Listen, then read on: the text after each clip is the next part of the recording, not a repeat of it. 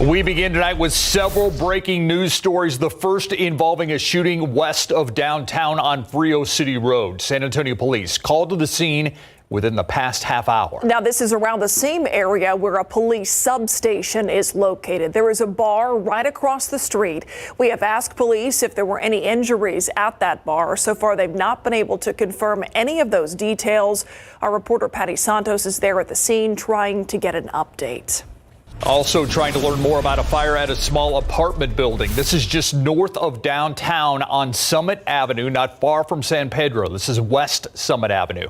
Firefighters have been on the scene for about an hour and a half now. Now, so far, no word on any injuries here. We don't have a cause for that fire just yet either. We do have another crew on this scene, and we'll bring you updated information as soon as we get it.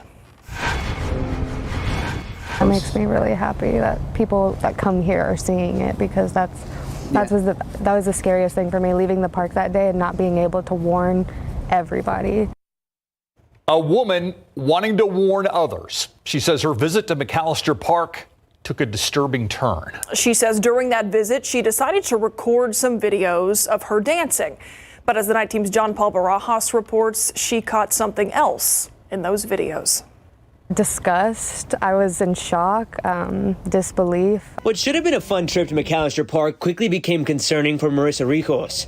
She recorded a dance video, but after playing it back, she noticed someone in the background. To the ground, like his pants were to the ground. Like, I feel like that's just like next level. The video appears to show a man touching himself inappropriately just a few benches behind her. At that moment, I was like, how close is he to me? Is he like about to grab me? Is he about to touch my partner? You then see the man pulling up his pants and leaving. Rico says that was after he realized they saw him. She spoke to San Antonio police that day, but officers weren't able to find him.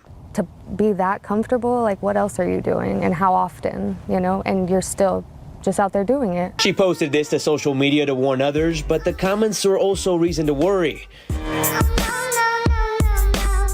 Maybe 350 or 400 comments, and about at least, I don't want to say too high of a number, but at least about 15 to 20 of them were like, McAllister Park is known for this. Ricos tells us it's a wake-up call. Now she says she's always looking over her shoulder and carries something to defend herself. So it's got a little dagger on this side and a pepper spray right over here. I'm like, try me. I am protected now. You will not catch me off guard again. Her message for others? Be aware of your surroundings. Be prepared to take action. Be fearless in protecting yourself. Don't disregard your intuition. Rijo says she'd like to see more police officers at the park. San Antonio police tell us they patrol the park several times a day and even conduct covert operations to try and catch lewd acts or acts of indecent exposure. They ask the public to, if you see something, say something. At Public Safety Headquarters, John Paul Barajas, KSAT 12 News. Top administration with Canyon Lake High School is reassessing its training for all teachers, all staff. They're also alerting parents that another teacher may have had an improper relationship with a student. The Comal County Sheriff's Office is investigating Orlando Nauman, who resigned. So far, the Texas Education Agency, or TEA, says a formal investigation is not open since it's still reviewing the report that it received about that teacher. Teachers under investigation have their state teaching certifications flagged on the TEA website. It will be on their online certificate. So if you go online, you search that individual's name on the TEA website in our online certificate lookup, it will have a flag in red on their certificate that says that they are currently under investigation by the agency. But again, at the moment, Nauman's certification has not been flagged. A similar case was reported at Canyon Lake High School earlier this year. Right now, San Antonio police looking for the person who shot a driver and took off. It's an update to a story we first told you about during the 6 o'clock news. Police believe it all began as an argument at this fast food restaurant on the southwest side. It led to a shooting. Officers say those involved in the argument took off. One of the drivers shot in the head as they drove away and then crashed near Loop 410 in Somerset. That led to a big backup on 410 as police investigated it. Last check, the driver was in critical condition. Police have not released any information on the other cars involved in the chase. The state is about halfway through its witness list in the trial of Andre McDonald. He's the Air Force major accused of murdering his wife, Andreen McDonald. In court today, a sergeant with the Bexar County Sheriff's Office talked about what was found in McDonald's home the day after Andreen was reported missing. The sergeant told the jury the garage door was damaged, leading deputies to get a search warrant for the house. And that's where the sergeant says investigators found a trash can full of suspicious items. What did you discover? Clothing, a hammer, a flashlight, papers. I believe there were shoes in there too. Andreen McDonald disappeared in 2019. Several months later, her burned remains were found on private property just over 5 miles from the McDonald home. The sergeant says that a wig believed to be hers and a cross tattoo were visible on her remains. This trial continues tomorrow with a half day of testimony. It all starts at 9 a.m.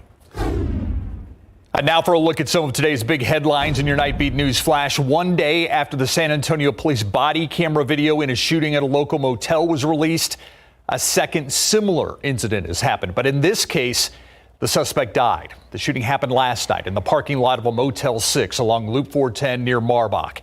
San Antonio police say an officer stopped a man in the parking lot over what appeared to be drugs. While trying to handcuff him, Police Chief William McManus says the suspect grabbed his own gun and fired at the officer. That man missed, but the officer did not. He shot back, killing the man. Investigators are now reviewing body cam video in this instance.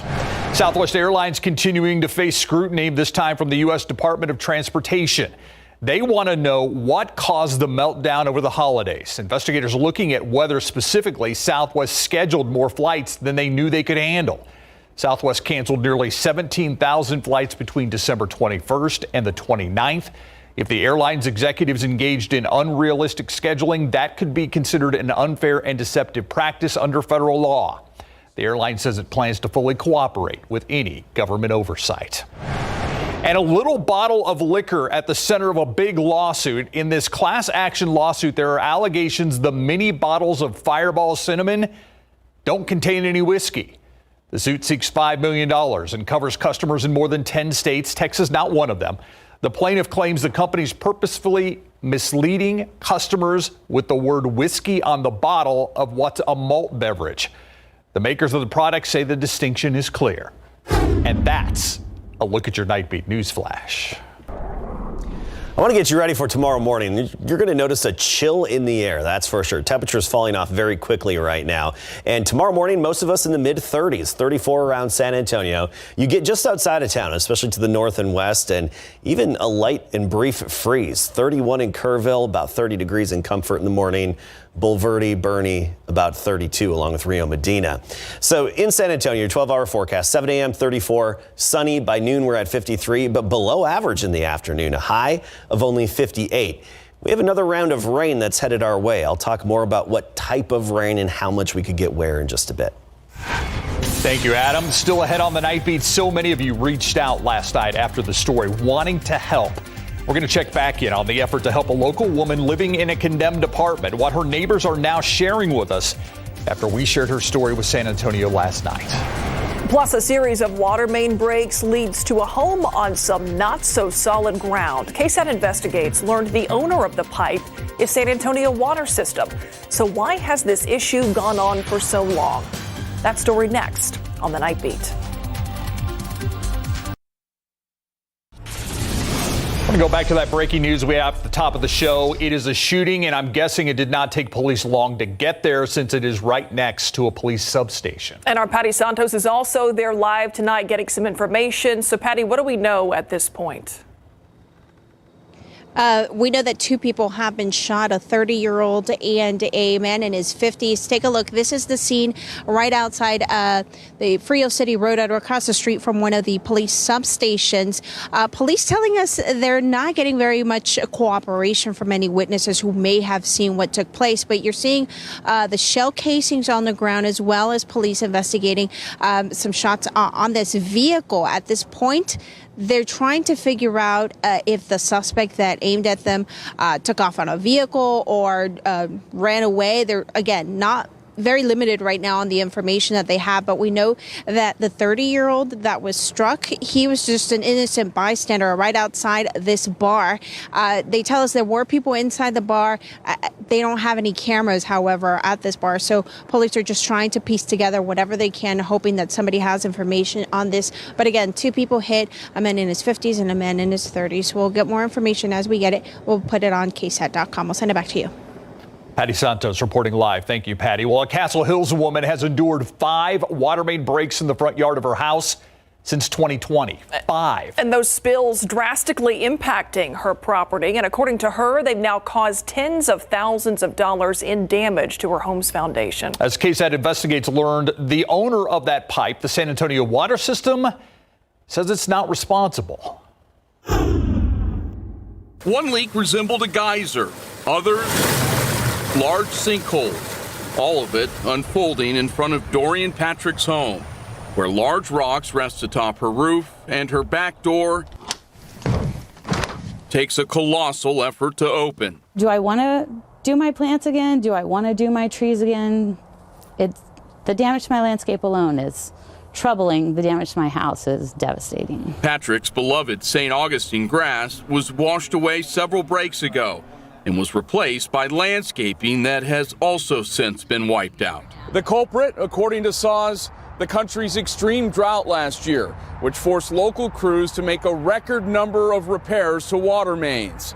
The pipe in question is cast iron and 60 years old and formerly belonged to Bear Met, the troubled utility that was taken over by SAWS more than a decade ago. This is where the 5th incident happened. All this is of little consolation to Patrick, who filed a claim for damages last fall, but was denied after SAWS officials claimed they were not responsible, since the incident did not involve the negligent use of its equipment or one of its vehicles. Patrick filed a second claim last week. So I don't even feel like SAWS even really cares to know what the damage is or what the situation was. Somebody just shuffles a piece of paper across our desk that says don't pay a claim. Further than that, if I fix it, when is it going to do it again, and is that on my dollar again? For KSAT Investigates, I'm Dylan Collier. SAWS officials were not made available for an interview for this story. A spokeswoman said a new segment of pipe is put in each time there's been a break on this property, meaning that most of the pipe at this point has been replaced. She said SAWS must evaluate each claim for damages on its own merit. I want to give you a quick update now on an elderly woman who is living in a burned out apartment building because she has nowhere else to go. We're talking about Mary Lou Sandoval. As we showed you last night, she's been living with her cats in a fourplex that was damaged by a fire. It's been going on for about a week. Her neighbors are trying to help out, even though most of them have moved out. They're trying to help Mary Lou. Tonight, they say they have gathered donations and they've had 2 agencies reach out. It's not clear what kind of help, though, those agencies can offer. We've actually asked the Red Cross if there are any options that they can help with. We're still waiting to hear back. We're going to continue to follow this story. Mary Lou's got support. Yes, she does. Look outside with live cam. Chilly out there right now, and we got a couple of mornings bringing us colder temperatures, Adam. Yeah, really the coldest temperatures of the next 7 days will be the next few mornings with readings in the 30s. So jacket weather tomorrow morning and even Friday morning at the bus stop. And the afternoons are going to be generally cool. And what I mean by that is below average. The average high is 64 and more rain chances. A bit of an exclamation point. I don't use exclamation points very often. I think they're overused, but I wanted to use it here because finally in the 7-day forecast, we have several opportunities. I'm not saying they're amazing opportunities, but they do show some potential and promise. So let's start with this. I want to show you how lucky we were here in San Antonio yesterday. We were close to the severe weather that was really impacting the Houston area. And we just heard from the National Weather Service in Houston of one of the 10 tornadoes reported in Texas, or tornado reports. Some of those reports are of the same tornado, by the way, but one of them was an EF3 tornado that was just southeast of Houston, Deer Park area, and that had max winds of 140 miles per hour, a length of 18 miles, and a width over half a mile, about 2/3 of a mile for a path width. And so that was a wicked tornado, that EF3. That was confirmed by the National Weather Service.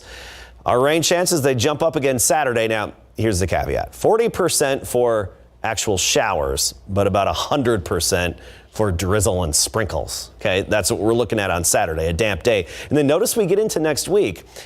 Low-end chances, 20 to 30% Monday through Wednesday, but at least they're daily chances, and they do have the potential of increasing in the days ahead as we get better measurements of some changes upcoming in our atmosphere. A lot of moisture now, East Coast, parts of the Great Lakes as well. That's where the snow is, around the Great Lakes. Look at the upper level wind pattern. See these winds, these contours, this big dip, that big trough in the upper levels that also not only is active, but it also pulls that cooler air southward. We're actually looking off to the Pacific, this really little weak swirl that's far west of Cabo San Lucas. That's our Saturday system, and it's really just going to help us aloft in terms of throwing a little bit of energy our way. It's also going to combine with a little bit of upglide in the air, some overrunning, and even a cold front. But bottom line, the nature, the type of this rain, very, very light on Saturday. More nuisance than anything. You look at our futurecast, and I had to actually turn on this really bright color indicating the lightest rain possible by the model. And it doesn't pick up on the drizzle, by the way. So this is just the actual rain. And by the nighttime hours, we should have a few showers, especially along and east of I-35.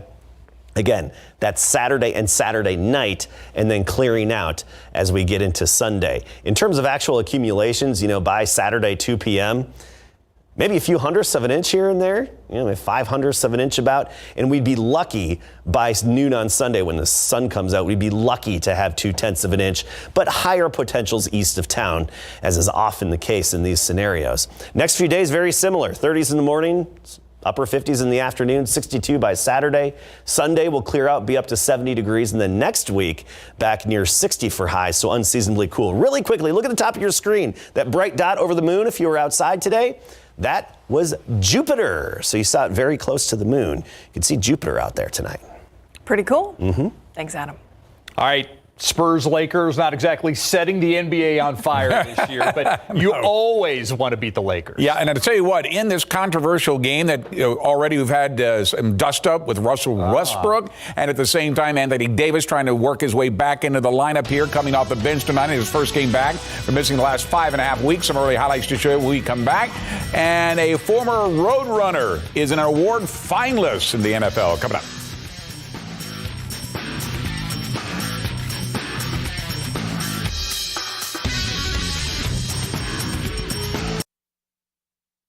Spurs in LA tonight take on the Lakers. They're getting Anthony Davis back and on a minute restriction after missing 20 games with a broken foot. Jeremy Sohan has been hot behind the arc as of late. Has knocked down the opening 3 of the game. Keldon Johnson driving to the hoop, and he puts it up and in to tie the game at 15.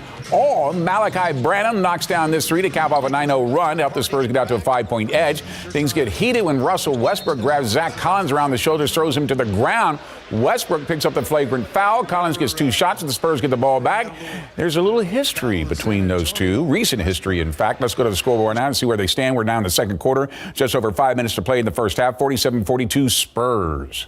Pro football coverage, powered by Davis Law Firm. Now that the Dallas Cowboys season is over, the question is, will they be looking for a new offensive and defensive coordinator? Both Kellen Moore and Dan Quinn are being interviewed for head coaching vacancies. Moore is still in Carolina. He's one of 9 candidates for their vacancy after he was interviewed yesterday by the Panthers. His stock may have fallen a bit after that poor offensive performance in the 19-12 loss to the San Francisco 49ers in the NFC divisional playoffs. It included the terrible final play call. Meantime, Dan Quinn is in Arizona for his second interview with the Cardinals, even though he is considered one of the favorites to become the Broncos' new head coach. We are learning more about the surgery the Cowboys running back Tony Pollard underwent following his injury late in the first half of the Cowboys' 19-12 loss to the 49ers on Sunday.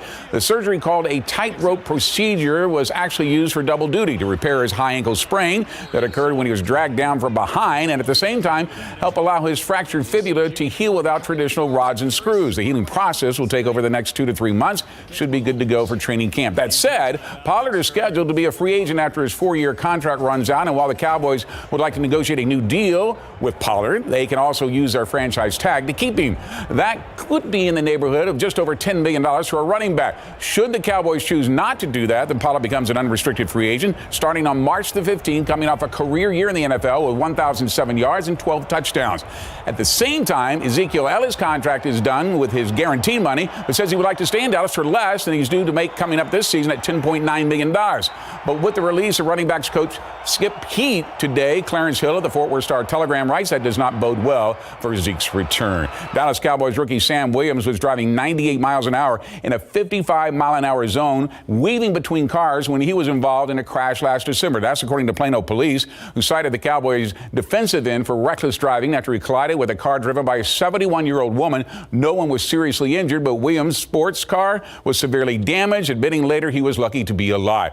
Meantime, the Houston Texans gave Giants offensive coordinator Mike Kafka a second interview today, while there are reports that the Texans might also be interested in working out a deal to land Raiders quarterback Derek Carr. Houston certainly has the draft picks to get that deal done. That includes the number 2 overall pick with 11 overall and 2 in the top 12. All this is according to ESPN. Remember, his brother David was the Texans' first overall pick in franchise history back in 2002. And congratulations to former Wagner High School alum Spencer Burford, who becomes the first ever UTSA football player to play the NFC Championship game. This after the San Francisco rookie lineman was part of the 49ers' 19-12 victory over the Cowboys in the NFC Divisional Playoffs.